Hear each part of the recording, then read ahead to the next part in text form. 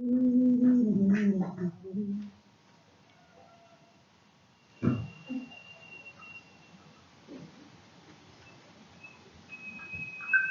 anak-anakku sekalian, selamat berjumpa kembali untuk siang hari ini dalam materi pelajaran agama Kristen kelas 8, hari Selasa 28 Juli 2020.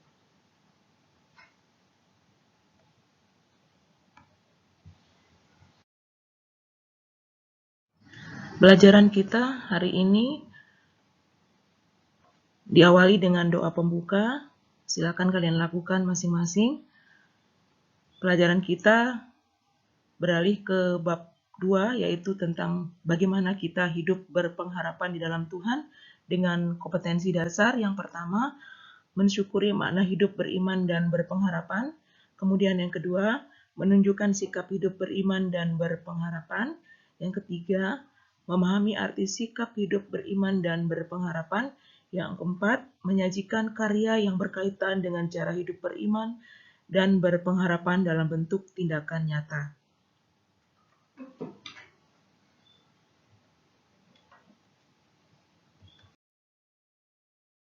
Dengan tujuan pembelajaran, yang pertama, memahami makna hidup berpengharapan, kemudian yang kedua, menunjukkan contoh perilaku berpengharapan. Dan materi yang akan kita bahas siang hari ini adalah 1. Berharap akan kedatangan Mesias. Kemudian yang kedua, pentingnya memiliki harapan. Alkitab kita terambil dari kitab 2 Korintus 4 ayat yang ke-8. Sebelum masuk ke pembahasan materi, silakan anak-anak buka Alkitab kalian dan silakan membaca dari kitab 2 Korintus 4 ayat yang ke-8. Jadi jangan cuma dibaca satu kali saja, silakan dibaca lebih dari satu kali sehingga kalian memahami apa makna dan isi dari kitab 2 Korintus 4 ayat 8 tersebut. Setelah membaca Alkitab, kita akan masuk ke dalam materi kita. Yang pertama adalah berharap akan kedatangan Mesias. Sejak Salomo wafat, kerajaan Israel terpecah dua. Tidak ada lagi raja yang dapat membawa bangsa itu mencapai masa kejayaan seperti pada zaman Raja Daud dan Raja Salomo. Mereka bahkan menjadi tawanan dan dibuang ke Babel. Selama itu, umat di Israel menanti-nantikan Allah untuk memulihkan mereka kembali menjadi bangsa yang merdeka dan makmur.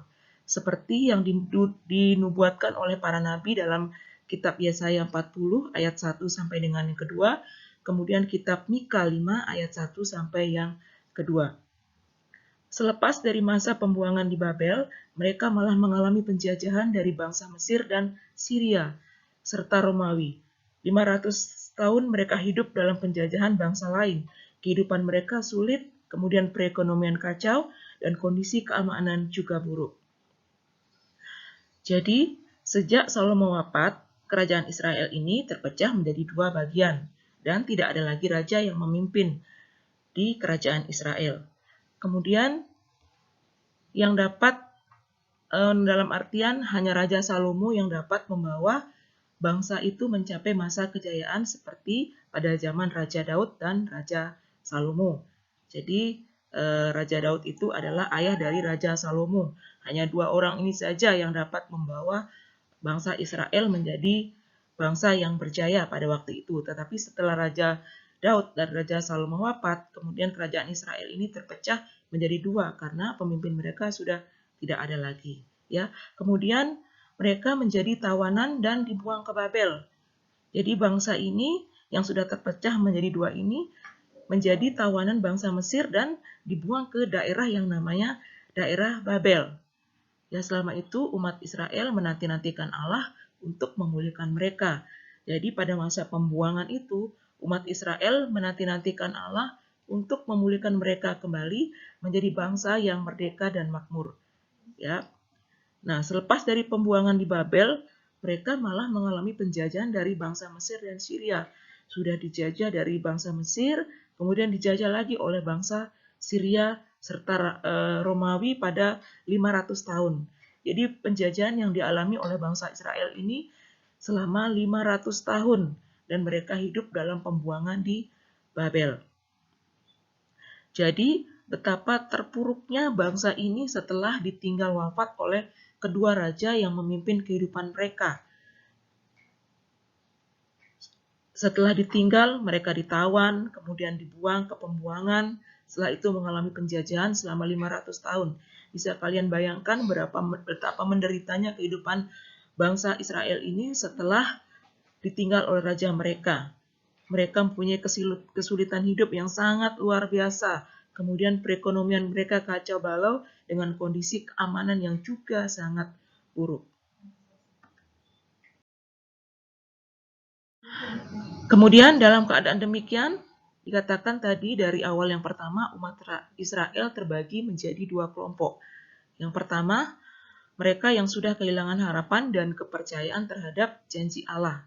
Kemudian yang kedua, mereka yang masih percaya pada janji Allah dan tetap memiliki harapan akan datangnya Sang Mesias yang akan membebaskan mereka dari tantangan penjajah. Pada kelompok yang kedua, seorang bernama Simeon adalah sebagai orang yang benar dan saleh yang menantikan penghiburan bagi Israel. Kalian bisa baca tentang Simeon ini dalam kitab Lukas 2 ayat yang ke-25. Simeon dengan setia terus beribadah kepada Tuhan, berdoa, menyembah dan melayani Tuhan di bait Allah dengan iman yang teguh. Simeon tetap percaya bahwa akan tiba saatnya bagi Allah untuk memenuhi janjinya. Kepercayaan yang terus dipegang dan dipeliharanya sampai masa tuanya.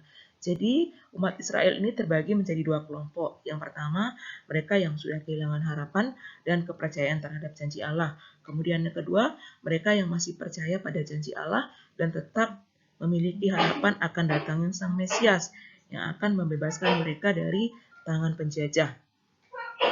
Jadi dua kelompok ini adalah kelompok yang bertentangan. Satu merasa kehilangan harapan, kemudian yang kedua masih percaya pada janji Allah dan tetap memiliki pengharapan kepada Allah atau Mesias itu sendiri. Dan dikatakan di sini juga diceritakan tentang seorang tokoh yang bernama Simeon. Simeon termasuk dalam kategori kelompok yang kedua. Karena apa? Karena Simeon tetap setia dan terus beribadah kepada Tuhan dengan kondisinya yang sangat mengenaskan.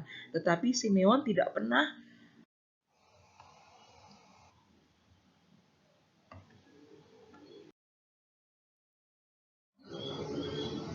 Selanjutnya, pembahasan berikutnya adalah pentingnya memiliki harapan.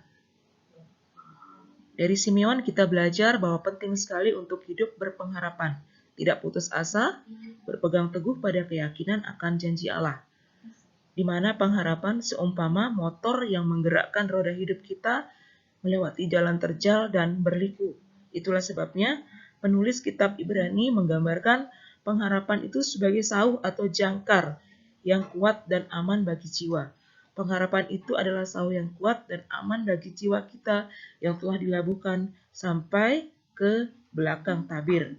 Kalian bisa baca dalam kitab Ibrani 6 ayat yang ke-19. Jadi harapan itu adalah penting kita miliki. Jangan berputus asa dan tetap berpegang teguh pada keyakinan akan janji Allah. Setiap orang punya permasalahannya masing-masing, ya. Akan tetapi ketika pengharapan kita tetap kita serahkan kepada Tuhan, maka segala jalan keluar akan terbuka bagi kita.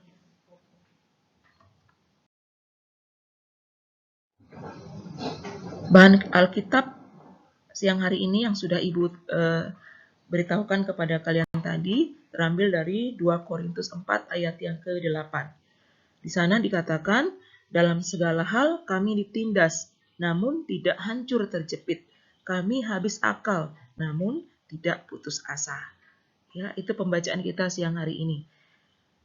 Artinya, apabila kehidupan kita sekarang ini tengah mengalami berbagai macam masalah dan kesulitan, entah itu di rumah atau di sekolah atau di mana saja kita berada, ya di tempat pelayanan, di tempat pekerjaan, jangan pernah putus asa. Tetaplah berpegang teguh pada pengharapan bahwa semua masalah dan kesulitan itu pasti pada saatnya akan berlalu dan semua ada solusinya.